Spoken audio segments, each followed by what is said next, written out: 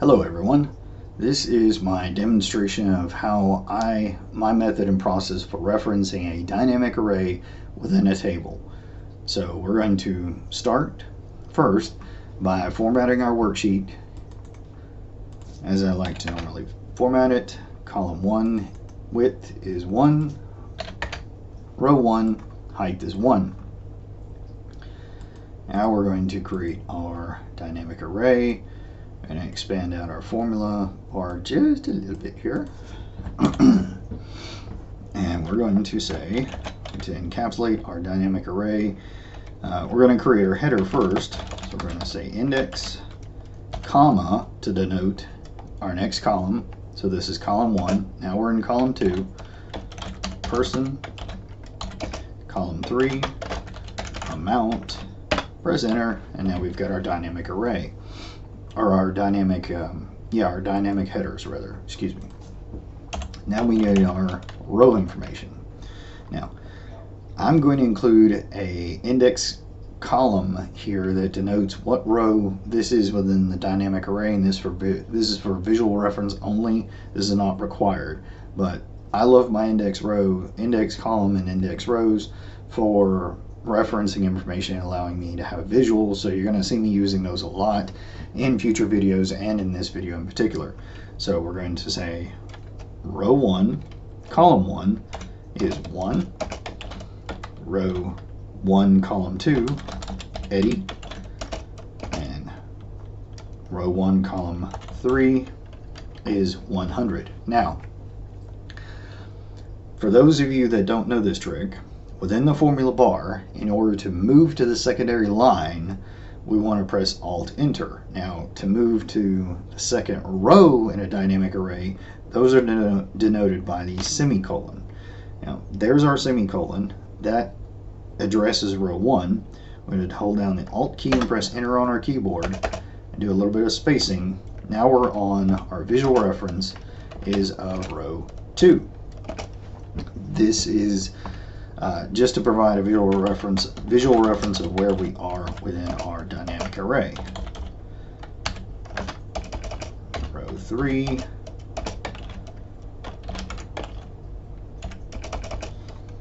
I do like to line all of my information up. I realize that this is kind of a moot point because what's going to happen is the moment I press enter, it's going to drop all of my formatting, because for whatever reason, when you manually enter a dynamic array in Excel, it likes to put it all on one row, and I don't like that. Not my favorite. Anyway, so now we've got our dynamic array and our data defined in our dynamic array as row 1, column 2, column 3, rows down here, down this side, columns down this side, or across here, and those are all our information. Now, when I press enter, Excel is going to move this formula up to a single row. But for visual reference, this is going to be our dynamic array. Go ahead and press enter, and you can see it shifted everything up to a single row. This is very annoying, and I don't like it.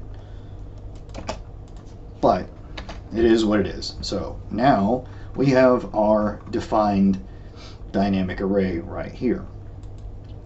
Now, what we're going to discuss right now is the existence or the definition of Cartesian coordinates. You might have noticed that I use R1C1 style, which it puts numbers across the top as opposed to letters. This is because I use Cartesian coordinates in almost all of my formulas and functions. I don't like the letters across the top. It's not my favorite. The method for changing this is very simple. You go to File, you go down to Options, you go over here to Formulas, and you click this little box right here, Working with Formulas. Click that, press OK. It puts the letters across the top. Go back in, File, Options, Formulas, click the box again, and click OK, and now we're back to numbers across the top. This is a personal preference of mine, not for everyone, and by default you're going to have letters across the top as opposed to numbers, but this is my preference. I'll explain why, or further elaborate why in just a moment. This is our data set. We are on row 1, 2, 3, 4, 5, here. Our columns are listed as 1, 2, 3. Now, our address of our data within our dynamic array is row 1, column 1, row 1, column 2, row 1, column 3, and so on and so forth. There are your two cell address points for row and column. Why is this important? Because we are going to use the index formula to access that information within our dynamic array. We're going to do that by putting here, or determining these values based upon the position within the dynamic array. To do that, we need a starting point, or a 0 point, from which that our dynamic array is listed out from. This is the uppermost row, the cell immediately to the left of your header column, which is actually the first row of your data and not the first column. But this is going to be our 0 point. So we're going to define this. We're going to put a 0 in there. That's simply a placeholder. It is not required. I am going to color code that because we're going to be referencing this a couple of times for clarity. So we're going to move over and we're going to start creating our formula to reference our information from our dynamic array rather. So we select our header, which is a part of our separate dynamic array. We're going to select that. We've locked in position by clicking F4. We're going to put in our number sign, which is going to capture our dynamic array, and that's going to spill our rows across the top, our column headers across the top. Now, we need to access or define our 0 point. I'm going to do this. You can do this all in one formula. It's not my personal preference because I like to see what's actually going on. So we're going to use the let function to define each and every parameter, which won't be more than 5. So it's going to be small. So relax, no big deal. And we're first going to define our 0 point because we're going to be referencing this a few times. Our 0 point, remember, is this guy right here. Lock it in with F4, comma. Now we need to determine our row calc. Actually, oops. We're going to go ahead and give us a little bit more real estate here, a little bit more real estate here. And we're going to say row, open parentheses. Our row is going to be this guy right here. F4, lock it in, colon. We're accessing all of our information within our array. Now, we're not accessing all the information, actually. We're accessing the individual rows within the dynamic array. As we go down, those values, because this is a dynamic array and spills, we're referencing row 1, row 2, row 3, row 4, row 5. That's it. This number actually changes as it goes further down. What are we going to do? Well, we're going to say we want to get our 0 point, which is our offset value. And we're going to do the same thing for column. If I can actually spell. Column, same thing. Referencing our dynamic array. F4 to lock it in. Spills. Adding a little bit of formatting because I like to make this clear. Column, 0 point. Now, our cell address for reference is gonna be, we're gonna do concat, concatenate space do the cell address. All right, just so we don't lose all our progress to date. Now we're going to concatenate, because we want to add a visual, our row, adding a comma between them, our row calculation, and now we're going to see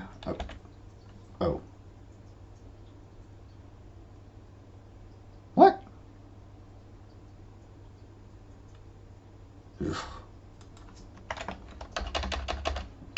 Alright, pesky.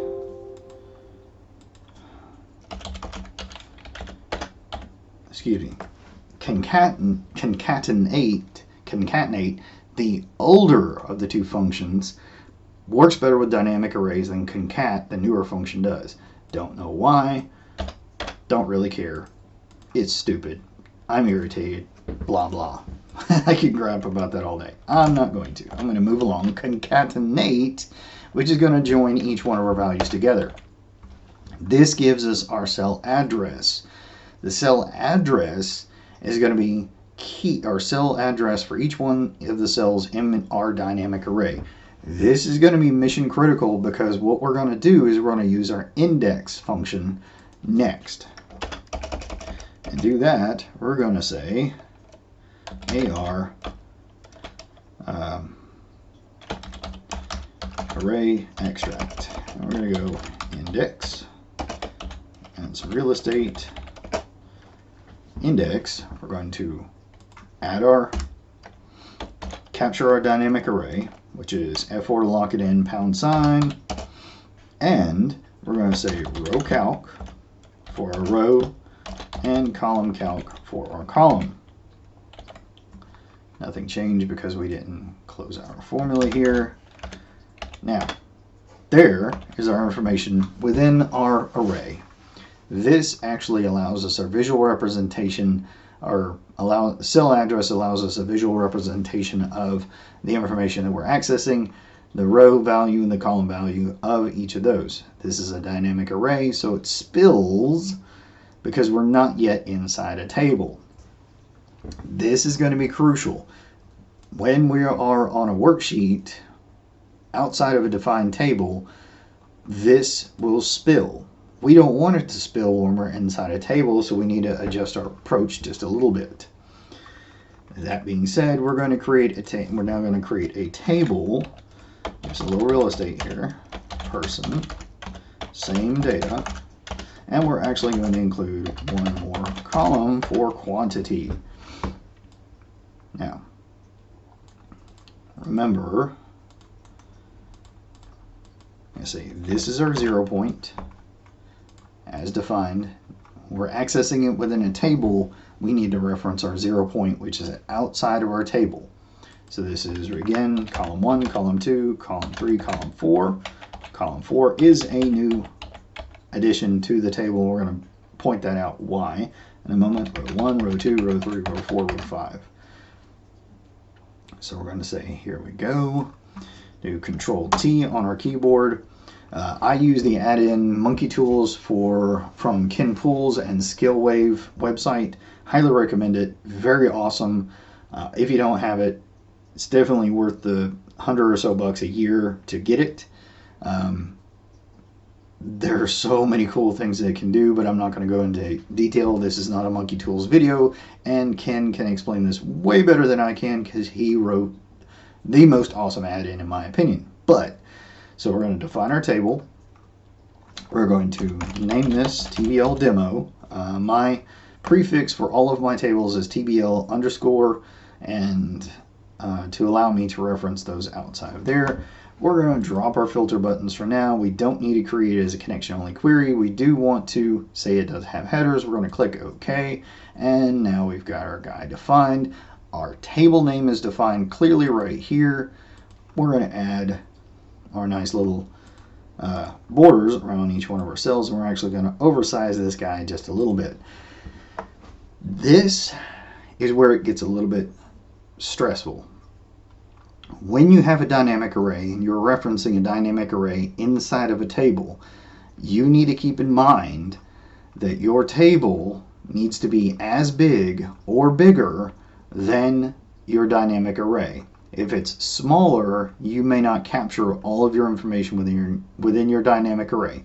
The formula that I'm going to show you still works, but you will not get all of your data. So it's always a good idea to add a couple of extra rows at the bottom of your data set. Now, we're going to go ahead and manually fill in our quantity information here, and we're going to do that as, let's just go 2, 4, 6, 8, 10 as our quantity.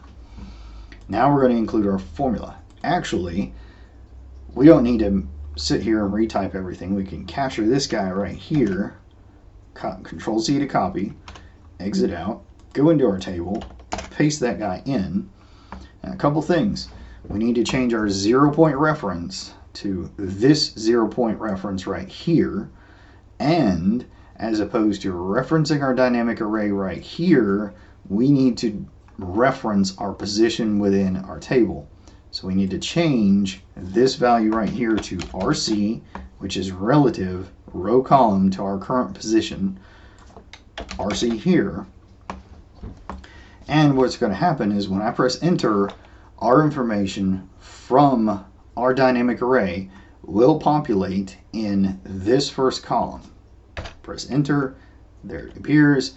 You can see the cells that don't have, because this is a table and formula has spilled down in the entire row, this does not have information, so it actually denotes a reference error in the reference.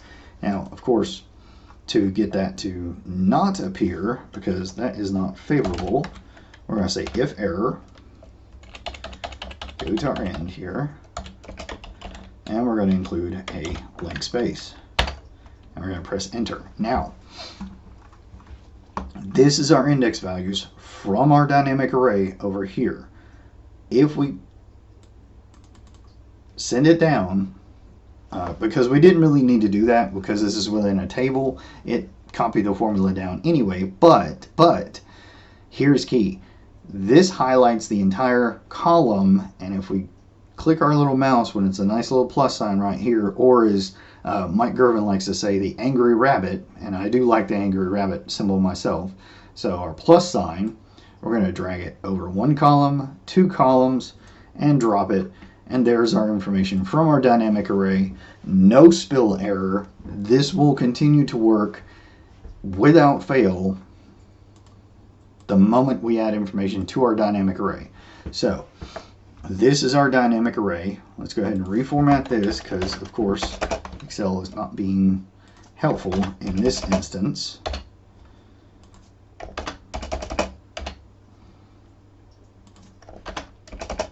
All right. Start a new column, Alt-Enter, 6, Billy, 600. Now, watch our table right here. Watch what happens in our table. Because we've referenced our dynamic array and we've oversized our table to include blank rows, so if new information is added to our dynamic array, it will automatically appear over here. When I press enter, that information is automatically populated.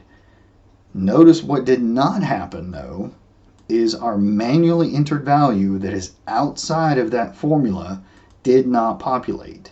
This is key because if you have a dynamic array and you want to access information or type in information you may not have, say your dynamic array is created for much more complex reasons, which I'm going to cover in another video later on.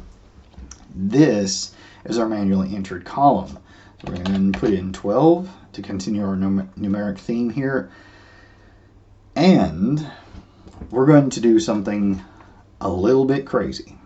Now, this is only a personal preference of mine. This is not required, but if you are a visual person like me and you want to keep track of what's a formula and what's not within a table, I like to highlight all of the columns and all the rows that contain a formula, go up here to Cell Style and click on Calculation.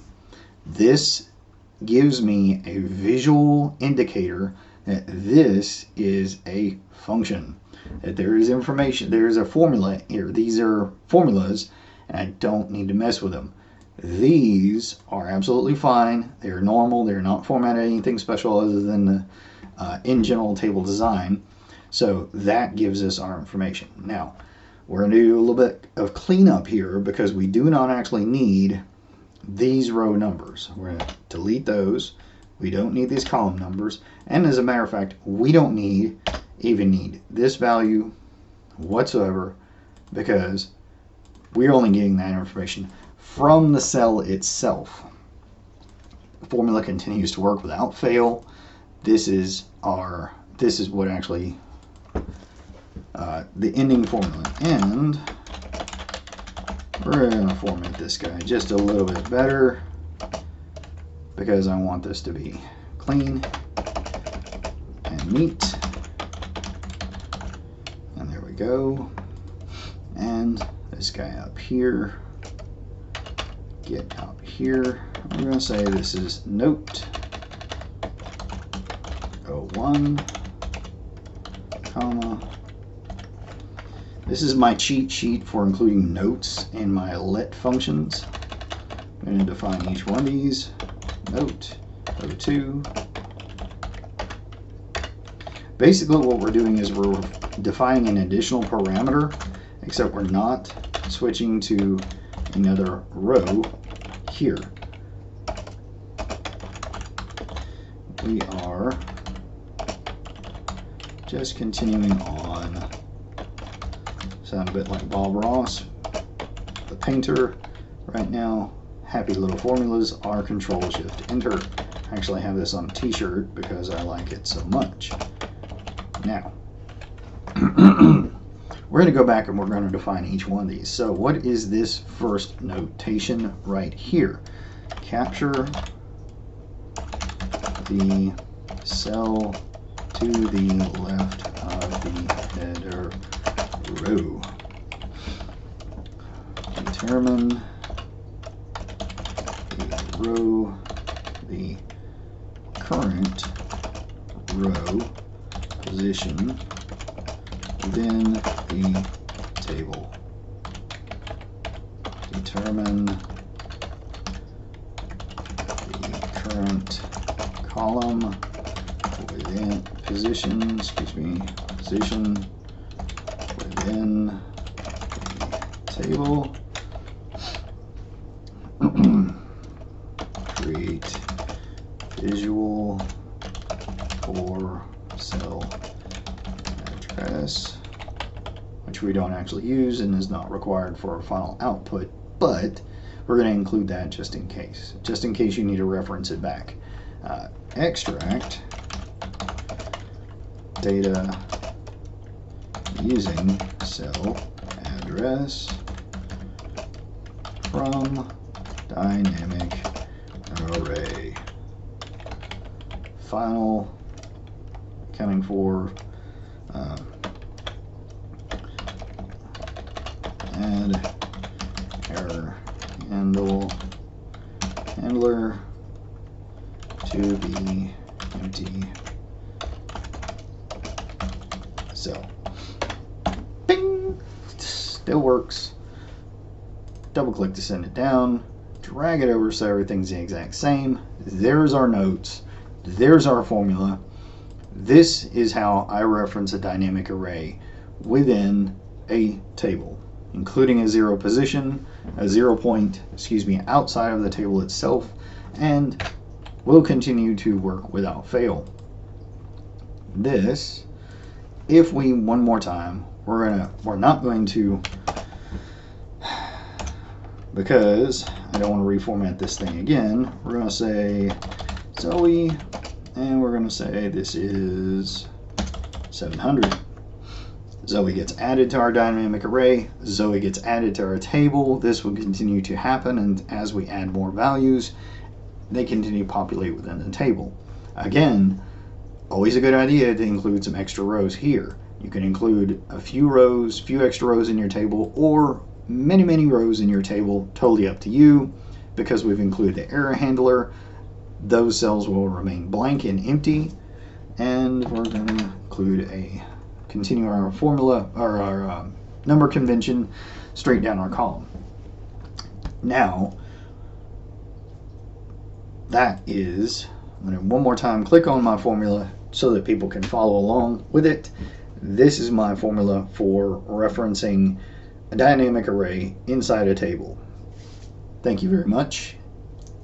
Ask me any questions you would like. I'm happy to answer anything and everything you want. Hope you guys have a great evening, and I'm going to go start working on dinner. So take care. Till next time. Thank you.